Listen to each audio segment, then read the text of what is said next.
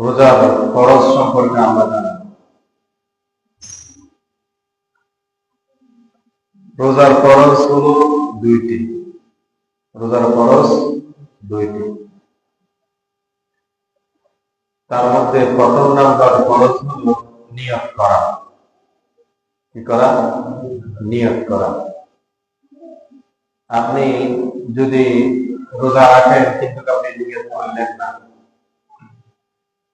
সেহরি খাইলেন, সবকিছু করলেন কিন্তু কি করলেন না? নিয়ত করলেন না। যদি আপনি নিয়ত না করেন তাহলে আপনাদের রোজা হবে না।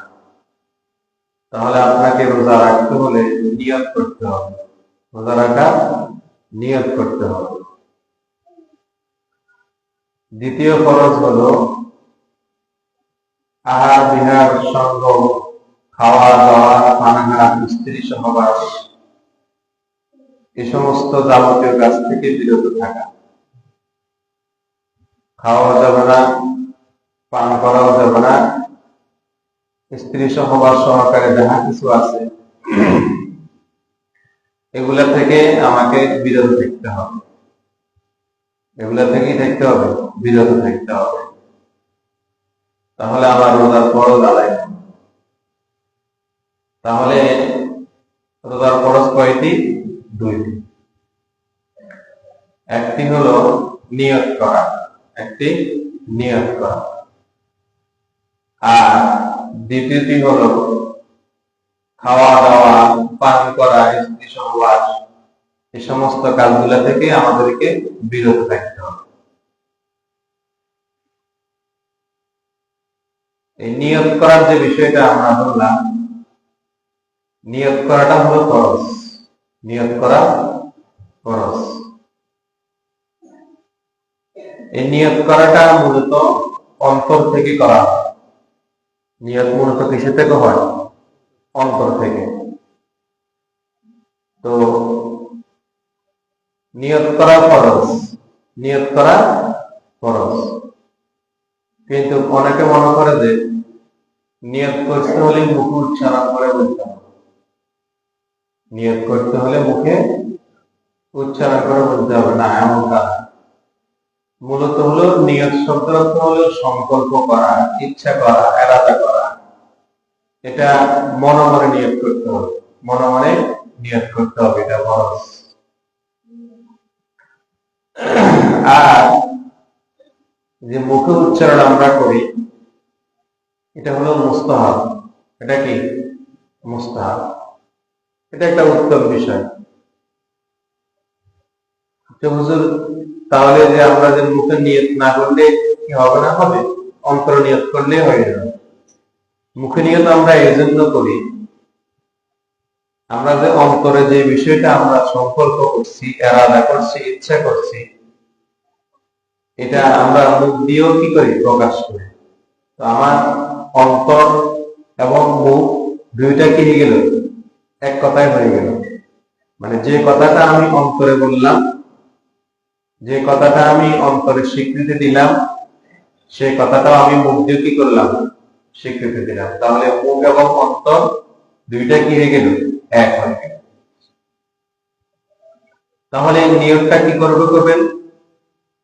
নিয়তটা এভাবে করবেন যে আল্লাহ, আমি আগামীকাল রোজা রাখবো।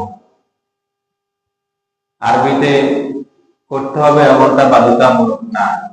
আরবি যদি আপনি না পারেন, আপনি বাংলাতে নিয়ত করবেন যে আল্লাহ, আমি আগামীকালকে রোজাটা কি রাখবো। এটা আপনি মনে মনে নিয়ত করে নেবেন, মনে মনে নিয়ত করে নেবেন। তাহলে আপনার এই নিয়তটা কি হয়ে যাবে? শুদ্ধ হয়ে যাবে। আবার এই যে নিয়তের বিষয়, আপনি যে নিয়ত করবেন, এই নিয়তটা আপনি প্রত্যেক দিনের রোজার জন্য প্রত্যেক দিন নিয়ত করবেন। প্রত্যেক দিনের রোজার জন্য প্রত্যেক দিন নিয়ত। প্রতিদিনের রোজার জন্য প্রতিদিন নিয়ত। আপনি চাঁদ দেখছেন, চাঁদ দেখে আপনি নিয়ত করে ফেলছেন যে আমি রোজাগুলা রাখবো, এভাবে না। যেদিন প্রতিদিন আপনি যখন সাহারি খাওয়ার জন্য উঠলেন, এই যে উঠছেন, এই উঠার পরে আপনি সাহারিটা খাইলেন, এবার আপনি নিয়ত করলেন তাহলে প্রতিদিনের নিয়ত প্রতিদিন কি করতে হবে? করতে হবে। প্রতিদিনের রোজার জন্য প্রতিদিন কি করতে হবে? নিয়ত করতে হবে। এই নিয়তের বিষয়ে আমরা ফতোয়া আলেমদের মধ্যে একটা বিষয় আমরা দেখি, আল্লামা নাজমুদ্দিন নসফি রহমাতুল্লাহ আলাইহি তিনি বলেন যে আমরা যে সাহারিটা খাই, সাহারি খাওয়া সুন্নত, সাহারি খাওয়া সুন্নত। আমরা যে সাহারিটা খাই, এটা আমরা সাহারিটা খাই রোজা রাখার জন্য। কিসের নিয়তে? রোজা রাখার নিয়তে। তো আপনি মূলত সাহারি খাচ্ছেন রোজা রাখার নিয়তে, এটা আপনার মনের ভিতরে আছে না? যে আমি সাহারিটা খাইতেছি রোজা রাখার নিয়তে। কিসের নিয়তে? রোজা রাখার নিয়তে। এই যে আপনার মনের ভিতরে একটা নিয়ত করে ফেলছেন যে রোজা রাখবো, সাহারি খাবো, এই সাহারি খাওয়ার দ্বারা আপনার নিয়ত হয়ে যাবে। সাহারি খাওয়ার দ্বারা আপনার কি হয়ে যাবে? নিয়ত হয়ে যাবে। কথা বলছেন? আর এই রমজান মাসে ফরজ রোজা না, রোজাগুলো কি ফরজ। কারো যদি কেউ যদি ইচ্ছাকৃত ভাবে এই ফরজ রোজার পরিবর্তে নফল রোজার নিয়ত করে, কি রোজা? নফল রোজার নিয়ত করে, তাহলে তার ওই রোজার নিয়ত হবে না। নফল রোজার নিয়ত কি হবে না, যেহেতু এটা ফরজ রোজার সময়। রমজান মাসটা রোজা কি ফরজ, রমজান মাসের রোজা ফরজ। তো তাহলে আপনাকে যদি আপনি যদি নফল রোজার নিয়ত করেন, কি রোজা? নফল রোজার নিয়ত করেন, তাহলে আপনার ওই নফল রোজার নিয়ত কি হবে না, ওই ফরজ রোজার নিয়তেই হবে, ফরজ রোজার নিয়তেই হবে। আবার যদি আপনি মান্নত করেন রোজার ভিতরে, এই রমজান চলা অবস্থায় একটা রোজা আপনি মান্নত করছেন, মান্নতের রোজা। কিসের রোজা? মান্নতের রোজা। যদি এইভাবে আপনি নিয়ত করেন যে আমি মান্নতের রোজা রাখতেছি, তাহলে এইভাবে নিয়ত করলেও আপনার এই মান্নতের রোজা হবে না, মান্নতের রোজা নিয়ত হবে না। কেননা রমজান মাসের রোজাগুলো হলো ফরজ। রমজান মাসের রোজাগুলো কি ফরজ। আপনি যত অন্য কোনো নিয়ত করেন না কেন, কিন্তু আপনার ওই নিয়ত হবে না। আপনার রোজায় ফরজ রোজা যেহেতু, নিয়ত হবে কিসের? ফরজের।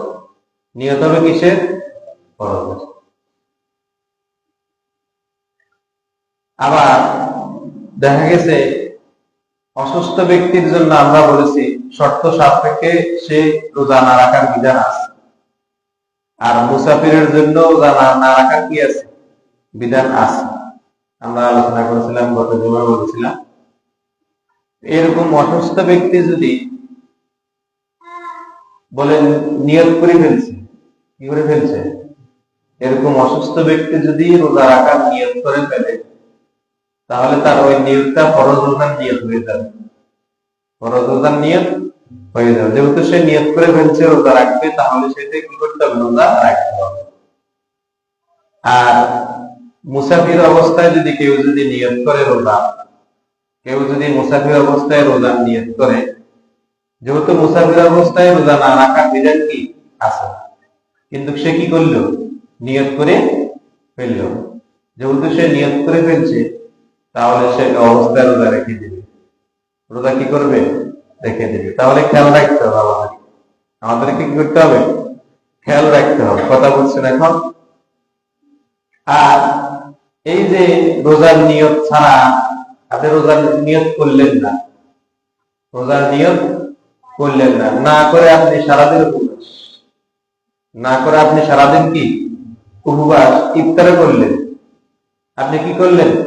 ইফতারে করলেন, সারাদিন উপবাসে থাকলেন, কিন্তু ওই রোজার নিয়ত করেন নাই। এই যেহেতু রোজার নিয়ত করেন নাই, ওই সেহেতু আপনার সারাদিন উপবাস থাকা, ইফতার করা, এটা আপনার রোজা হবে না। রোজা কি কেন হবে না? যেহেতু আপনি কি করেন নাই? নিয়ত করেন নাই। ভালো করে বুঝেন, কি করেন নাই? নিয়ত করেন নাই। সমস্ত আমল কিসের উপর নির্ভর করবে? নিয়তের উপর। ইন্নামাল আ'মালু বিন্নিয়াত, বুখারী শরীফের প্রথম হাদিস, যে সমস্ত আমলে আমার নিয়তের উপর কি করবে? আপনি যে নিয়ত করবেন ওই আমল ওই নিয়ত হবে। যেহেতু আপনি নিয়ত করেন নাই, কি করেন নাই, নিয়ত করেন নাই, তো এই জন্য আপনি যদি রোজা রাখেন, উপবাস থাকেন, ইফতার করলেন, নিয়ত না রাখার কারণে, না করার কারণে, নিয়ত না করার কারণে আপনার ওই দিনের রোজা কি হবে? ওই দিন রোজা কি হবে না। তাহলে আমাকে অবশ্যই অবশ্যই কি করতে হবে? নিয়ত, আমাকে অবশ্যই অবশ্যই রোজা নিয়ত করতে হবে। আর এই রোজার নিয়ত আমরা কখন করব? কখন উত্তম? রোজার নিয়ত আমরা কখন করব? কখন উত্তম? সেটা হলো রাত্রিতে, যখন সেহরি খাওয়ার সময় উঠবে, যখন সাহারি খাওয়ার সময় উঠবেন তখন তো রাত্র, তখন কি রাত্র, তখনই আপনি নিয়ত করে নেবেন, তখন আপনি কি করে নেবেন? নিয়ত করে নেবেন। এটা হলো সবচাইতে উত্তম সময়। নিয়ত করার উত্তম সময় হলো যখন আপনি সাহারি খাওয়ার সময় উঠবেন, তখন আপনি সাথে সাথে কি করে নেবেন? নিয়ত করে নেবেন। আবার দেখা গেছে আপনি নিয়ত করতে ভুলে গেছেন, নিয়ত করতে কি করছেন? ভুলে গেছেন। যখনই আপনার মনে হবে তখনই আপনি কি করে নেবেন? নিয়ত করে নেবেন। আবার দেখা গেছে এমন ব্যক্তি হঠাৎ করে বেহুশ হয়ে গেছে, অজ্ঞান হয়ে গেছে। কি হয়ে গেছে? অজ্ঞান হয়ে গেছে। যখন তার হুঁশ আসলো, যখন তার কি আসলো? হুঁশ আসলো, জ্ঞান ফিরে আসলো, তখন ওই অবস্থায় সে নিয়ত করে নেবে। ওই অবস্থায় সে কি করে নেবে? নিয়ত করে নেবে। যখন ওই অবস্থায় সে নিয়ত করে নেবে, তখন তার নিয়ত কি হয়ে যাবে? শুদ্ধ হয়ে যাবে। কথা বুঝছেন এখন?